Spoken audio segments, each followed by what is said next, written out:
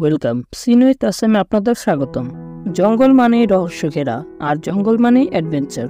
জঙ্গল মানেই সৌন্দর্য আর ভয়ের মিলবিন্যাস। কিন্তু আজ পৃথিবীর কোনো কাল্পনিক জঙ্গলের কাহিনী নয়, এক সত্য ঘটনা নিয়ে তৈরি মুভির এক্সপ্লোরেশন করতে যাচ্ছি। অ্যামাজনকে পৃথিবীর সবচেয়ে ভয়ের জঙ্গল বলা হয়। কি হয়েছিল যখন সেখানে একটি মানুষ যেয়ে ফেসে যায়?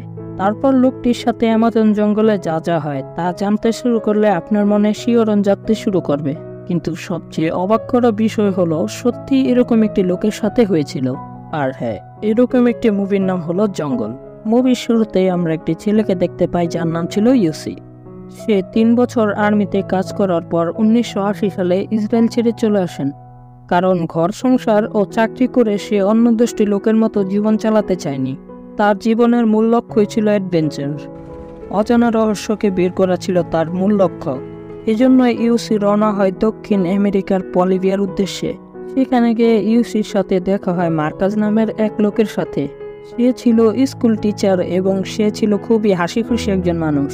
প্রথম আলাপে ইউসি ও তার মধ্যে ভালো বন্ধুত্ব সম্পর্ক গড়ে ওঠে। এরপর তারা দুজনে একসাথে ঘুরতে থাকেন। এইভাবে একদিন ঘুরতে ঘুরতে মার্কাসের দেখা হয় তার ছোটবেলার বন্ধু কেভিনের সাথে। কেভিনের শখ ছিল জঙ্গলে ঘুরে ঘুরে ফটো তোলা।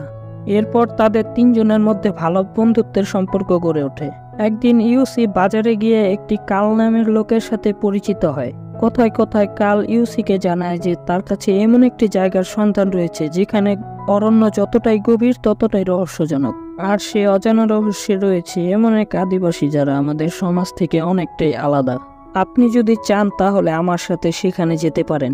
ইউসি এসব শুনে খুশি হয়ে সম্পূর্ণ বিষয়গুলো তার বন্ধুদের এসে জানায়। এগুলো শোনার পর মার্কাস আর কেভিন কোনোভাবে বিশ্বাস করে না, কারণ এ যুগেও কোনো জায়গায় আদিম যুগ চলছে। পরে অনেক বলার পর ইউসির কথায় তারা ইউসির সাথে যেতে রাজি হয়। তারপর কাল তাদের সবাইকে একটি ম্যাপ দেখায় এবং আদিম যুগ সম্পর্কে তাদের কিছু জানায়। সেখানে শুধু আদিম জননী গোষ্ঠী নয়, রয়েছে সোনার গুপ্তধন। কিন্তু এসব কথা কেভিন আর মার্কাসের তেমন একটা বিশ্বাস হয় না। কিন্তু শেষ পর্যন্ত ইউসি অনেক বলার পর তারা দুজনে যেতে রাজি হয়ে যায়। কাল তাদের জানায় যে সে জঙ্গল সম্পর্কে সবকিছুই জানে আর সে যে কোনো বিপদে তাদের সবাইকে সাহায্য করবে। পরের দিন তারা তাদের সমস্ত কিছু নিয়ে জঙ্গলের উদ্দেশ্যে রওনা হয়। আর দেখতে দেখতে তারা প্রবেশ করে অ্যামাজনের গভীর জঙ্গলে, যেখানে প্রকৃতির চারিদিকে খালি সবুজ আর সবুজ। পরে তারা একটি নিরাপদ স্থান দেখে রাত কাটানোর সিদ্ধান্ত নেয়। পরের দিন সকালে আবারও তারা গভীর অরণ্যে বেরিয়ে পড়ে। এভাবে তারা একটু থেকে একটু করে গভীর জঙ্গলে ঢুকছিল, কিন্তু তারা কেউই জানে না তাদের জন্য কি বিপদ অপেক্ষা করছিল। জঙ্গলের পরিবেশের সাথে তারা ধীরে ধীরে পরিচিত হতে থাকে। তারা নতুন হলেও কাল আগে থেকেই বলে দিতে পারত কখন বৃষ্টি হবে। জঙ্গলে ঘুরতে ঘুরতে তারা এমন একটি জায়গায় এসে পৌঁছায় যেখানে আদিবাসী নৃগোষ্ঠী বসবাস করত। সেখানে কিছুদিন কাটানোর পর তারা আবারও তাদের উদ্দেশ্যে বেরিয়ে পড়ে। জঙ্গলে ঘুরতে ঘুরতে কাল একটি বানর দেখতে পায় এবং বানরটিকে দেখে সে বানরটিকে গুলি করে মেরে ফেলে এবং সেটাকে রাতের খাবার হিসেবে তৈরি করেন। দীর্ঘদিন হাঁটার ফলে মার্কাসের পায়ে এক ধরনের ঘা হয়। কাল তার চিকিৎসা করল। এক পর্যায়ে তার পায়ে আর হাঁটার মতন অবস্থা থাকে না। কাল তাদেরকে জানায় এখন তারা যেখানে আছে সেইখান থেকে আর 4 দিন হাঁটলেই তারা আর একটি জনবসতি এলাকায় পৌঁছাবে। কিন্তু মার্কাসের পক্ষে কোনোভাবেই হাঁটা সম্ভব হচ্ছিল না। তাই তারা সবাই মিলে সিদ্ধান্ত নেয় তারা নদীপথে যাবে। তারা সবাই মিলে একটি ভেলা তৈরি করেন। এরপর ভেলা নিয়ে তারা নদী পার করতে শুরু করে দেয়। নদীতে অনেকক্ষণ ভালো যাওয়ার পরে এক পর্যায়ে দেখা যায় নদীর স্রোত অনেকটাই বেশি। নদীর স্রোতের কারণে তাদের ভেলা ওলট পালট করতে শুরু করে দেয়। এক পর্যায়ে তারা অনেক কষ্ট করে তাদের ভেলাটিকে পাড়ে নিয়ে আসে। পরের দিন কাল ঠিক করে সে আর জঙ্গলের গভীরে যাবেন না, কিন্তু কেভিন ঠিক করে তারা নদীপথেই যাবে। আর মার্কাসের পায়ের যে অবস্থা, সেখানে জঙ্গল দিয়ে গেলে তার আরো ক্ষতি হতে পারে। তাই কেভিন তাকে নদীপথেও আর নিতে চায় না। মার্কাস, কেভিন আর কালের এসব কথা শুনে আবারও সিদ্ধান্ত নেয় সে অ্যাপোলোতে ফিরে যাবেন, মানে যেখান থেকে তারা যাত্রা শুরু করেছিলেন। এরপর ইউসি আর কেভিন কালের কাছ থেকে নদীর ম্যাপটা দেখে নেয়। কিন্তু কাল তাদের জানায় যে নদীপথে যাওয়ার কিছু দূর পরেই আবারও নদীর স্রোত আরো বেশি বৃদ্ধি পেয়ে যাবে। তারপরেও যদি স্রোত পার করে তোমরা সামনের দিকে চলে যাও তখন আর ভেলা টিকিয়ে রাখা সম্ভব না, সুতরাং তোমরা মৃত্যুর দিকে পা বাড়াচ্ছ। পরে কাল ও মার্কাস জঙ্গলের দিকে চলে যায়। রয়ে যায় ইউসি আর কেভিন। পরে ইউসি আর কেভিন আবারও নদীপথে যাত্রা শুরু করে দেয়। দেখা যায় কখনো তারা শান্ত এবং কখনো খরস্রোতা নদী ধরে এগিয়ে চলেছে। দীর্ঘদিন তারা নদীতে যাত্রা করার পরে এক পর্যায়ে তারা বড় একটি খরস্রোতার সামনে এসে পড়ে। কেভিন বিপদ বুঝে ফেলে এবং ইউসিকে বলে ভেলার তার জোরে জোরে চালাতে, যাতে তারা দ্রুত নদীর কিনারে পৌঁছতে পারে। নদীর প্রবল স্রোত তাদের ভেলাকে এক পর্যায়ে উল্টেই ফেলে দিচ্ছে। এরকম স্রোতে হঠাৎ করে তাদের ভেলা একটি পাথরের সাথে আটকে পড়ে। নিজেকে একটু সামলে কেভিন ইউসিকে বলে এই পাথর ধরে নিজেকে একটু সামলে রাখতে। কেভিন কোনো রকমে সাঁতার পেরে নদীর কিনারে চলে আসেন, কিন্তু ইউসি সাঁতার জানত না। কেভিন তাকে জোরে জোরে বলতে থাকে কোনোভাবে যেন সে ভেলা থেকে হাত না ছাড়ে, কিন্তু দুর্ভাগ্যবশত প্রবল স্রোতের কারণে সে আর তার হাত ধরে রাখতে পারেনি। নদীর তীব্র স্রোত তাকে টেনে নিয়ে যায়। নদীর স্রোত এতটাই বেশি ছিল যে ইউসিকে ভাসাতে ভাসাতে কত জোর নিয়ে গেছে সে নিজেও জানে না। নদীর স্রোতের কারণে ইউসি একের পর এক পাথরের সাথে আঘাত খেতে থাকে।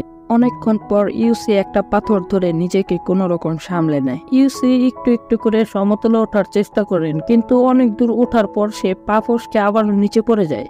কিন্তু সে হাল ছাড়ে না। একসময় ঠিকই সে উপরে উঠে আসেন।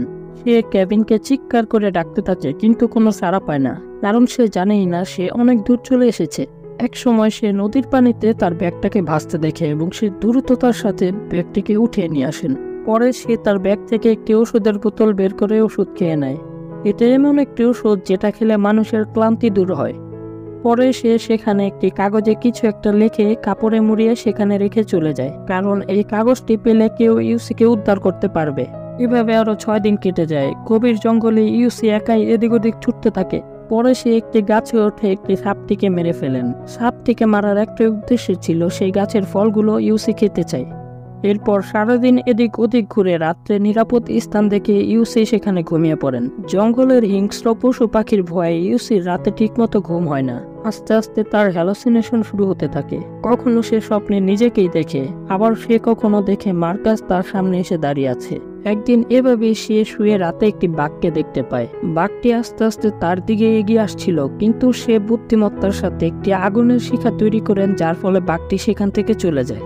পরের দিন সকালে ইউসির মাথায় প্রচন্ড যন্ত্রণা হতে শুরু করে। ইউসির কপালে দেখা যায় তার কপাল ফুলে গিয়েছে, কারণ কিছুদিন যাবৎ ধরে তার কপালে একটি যোগ ঢুকে গিয়েছিল। পরে ইউসি মাথার প্রচন্ড যন্ত্রণা সহ্য করতে না পেরে তার হাতে থাকা কিছু একটা দিয়ে তার মাথা কেটে যোগটাকে বের করে ফেলে। ইউসি এতটাই অসহায় হয়ে পড়ে সে জঙ্গলের এদিক ওদিক ঘুরতে থাকে এবং সামনে যা পায় তাই খেয়ে বেঁচে থাকে। এক সময় এরকম ভাবে হাঁটতে হাঁটতে ইউসির পায়েও মার্কাজের মতো ঘা হয়ে যায়। পরের দিন জঙ্গলে ঘোরার সময় ইউসি একটি পায়ের ছাপ দেখতে পায়। এটা দেখে সে খুবই খুশি হয় এবং ভাবতে থাকে যে কেভিন তার আশেপাশে আছে। সে চিৎকার করে তার বন্ধু কেভিনকে ডাকবে, কিন্তু সেই সময় সে তার পায়ের নিচে পাখির ডিমের খোলস দেখতে পায়। আসলে আগের দিনে এখান দিয়ে যাওয়ার সময় ইউসি এই পাখির ডিমগুলো খেয়েছিল, আর এই পায়ের ছাপগুলো অন্য কারো নয়, বরং ইউসি নিজেরই।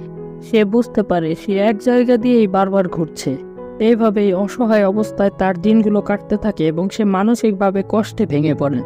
একটা সময় বৃষ্টি হতে শুরু করেন এবং ইউসি তার হাতে থাকা ধার্মিক বইটি নিয়ে ঈশ্বরের কাছে দোয়া করতে থাকেন। অন্যদিকে কেভিনকে নদীর ধারে পড়ে থাকতে দেখে ওইখানকার স্থানীয় লোকজন তাকে উদ্ধার করে। সুস্থ হয়ে কেভিন সেখানকার ফরেস্ট অফিসারকে সকল ঘটনাগুলো জানায় এবং নিজের বন্ধুদের খোঁজার আবেদন করেন। তার অনুরোধের পর কেভিন আর একটি লোক মিলে হেলিকপ্টার দিয়ে পুরো জঙ্গলটাকে একটি তল্লাশি চালায়। কিন্তু এত ঘন জঙ্গলে উপর থেকে ভালো করে তেমন কিছুই বোঝা যায় না। কিন্তু ইউসি উপরের হেলিকপ্টারটিকে লক্ষ্য করেন। সে তার কাছে থাকা একটি লাল কাপড় দিয়ে তার উপস্থিতি বোঝানোর চেষ্টা করেন, কিন্তু দুর্ভাগ্যবশত কোনো লাভ হয় না। পরে কেভিন ফরেস্ট অফিসারকে আরেকবার অনুরোধ করলে সে তাকে জানায় যে জঙ্গলে যদি 3 সপ্তাহের বেশি কাউকে খুঁজে না পাওয়া যায় তাহলে বুঝে নিতে হবে সে জীবিত নেই। সে কেভিনকে আরো বলে, তুমি সেখান থেকে বেঁচে ফিরতে পেরেছ, তুমি অনেক সৌভাগ্যবান। কিন্তু কেভিন হাল ছাড়ে না। সে তাকে জানায় যে আমি আমার বন্ধুদের ঠিকই ফিরিয়ে নিয়ে আসবো। পরে ওইখানে থাকা একটি স্থানীয় নৌকা চালকের সাথে কথা বললে সে তার সাথে জঙ্গলে যেতে রাজি হয়। আর এদিকে জঙ্গলে ঘুরতে ঘুরতে ইউসির একটি আদিবাসী মেয়ের সাথে দেখা হয়। ইউসিকে দেখে মেয়েটা প্রথমে ভয় পেলেও পরে আস্তে আস্তে সে ইউসির সাথে মিশতে শুরু করেন। ইউসি তার সাথে সারাদিন কথা বললে মেয়েটি একটি কথাও বলে না। একটা সময় ইউসি আস্তে আস্তে বুঝতে শুরু করে যে মেয়েটি হলো তার হ্যালুসিনেশন, মানে তার কল্পনা। সে পুরো জঙ্গলে একাই ছিল। কখনো কখনো দেখা যায় সে একাই হাসছে। সে দিন দিন তার মানসিক ভারসাম্য হারিয়ে ফেলছে। জঙ্গলে ঘুরতে ঘুরতে একসময় ইউসি একটি পাকের মধ্যে পড়ে যায়। সে কাদা জলে গলা অব্দি ডুবে গিয়েছিল। সে যতই নড়াচড়ার চেষ্টা করছিল ততই তলিয়ে যাচ্ছিল। তারপর সে কিছুটা স্থির হয়ে তার ঈশ্বরকে মনে মনে স্মরণ করতে থাকেন। পরে অনেক কষ্ট করে ইউসি একটি গাছের ডাল ধরে আস্তে আস্তে উপরে উঠে আসেন। কিন্তু এতদিন এইভাবে থাকার ফলে সে তার শরীরে একটুও শক্তি পাচ্ছিল না। কিন্তু তখনও তার মনে প্রবল বাঁচার ইচ্ছা ছিল। পরে সে অনেক কষ্টে গড়িয়ে গড়িয়ে একটি গাছের কাছে যায়। সে যখন ওই গাছের ডালে হাত দেয়, সেখানে থাকা বিষাক্ত পিঁপড়াগুলো তাকে কামড়াতে শুরু করে দেয়। অসহনীয় যন্ত্রণায় সে আস্তে আস্তে দৌড়াতে শুরু করেন। এক পর্যায়ে দৌড়াতে দৌড়াতে ইউসি নদীর ধারে চলে আসেন।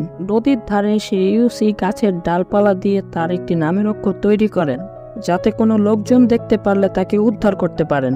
পরে ইউসি অনেক ক্ষুধার্ত থাকলেও একটি কচ্ছপকে দেখে সেই কচ্ছপটিকে হত্যা করে না, কারণ সে এখন বুঝতে পারে একটি জীবনের মূল্য কত বেশি। তাই তিনি কচ্ছপটিকে ছেড়ে দেয় আর সে সেখানে বসে সাহায্যের জন্য অপেক্ষা করতে থাকেন। এদিকে অনেক সময় ধরে ইউসিকে খুঁজতে খুঁজতে কেভিনও সেখানে চলে আসেন, কিন্তু ইউসিকে সেখানে দেখা যাচ্ছিল না, কারণ সে ঘুমিয়ে পড়েছিল। পরে মাঝি কেভিনকে জানায়, আমাদের আর গভীর জঙ্গলে যাওয়া উচিত হবে না, আমাদের এখান থেকেই ফিরে যেতে হবে। আপনি আপনার সর্বোচ্চ চেষ্টা করেছেন আপনার বন্ধুকে বাঁচানোর জন্য, এখন আমাদের ফিরে যাওয়া উচিত। যখন এই নৌকাটি সেখান থেকে চলে যেতে লাগে, ইউসি নৌকার শব্দ পায়। ইউসি অনেক কষ্টে উঠে দাঁড়ায়, কিন্তু সে কেভিনকে ডাক দিতে পারে না, কারণ তার শরীরে একটু শক্তি ছিল না। কিন্তু একটি সময় সৌভাগ্যবশত কেভিন দূর থেকে ইউসিকে দেখে ফেলেন। ইউসিকে দেখে তারা আবারও নৌকা ঘুরিয়ে ইউসির কাছে চলে আসেন। এ যেন এক ঈশ্বরের অসীম দয়া। কেভিন সেখান থেকে ইউসিকে উদ্ধার করে এবং এভাবে আমাদের একটি সুন্দর মুভির সমাপ্তি ঘটে। আসলে আমরা বিপদে পড়লেই বোঝা যায় যে প্রকৃত বন্ধু আমাদের জীবনে কতটাই আপন। আর ওই ধরনের সুন্দর সুন্দর মুভির এক্সপ্লেনেশন পেতে সিনে উইথ এসএম এর সাথেই থাকুন। ধন্যবাদ।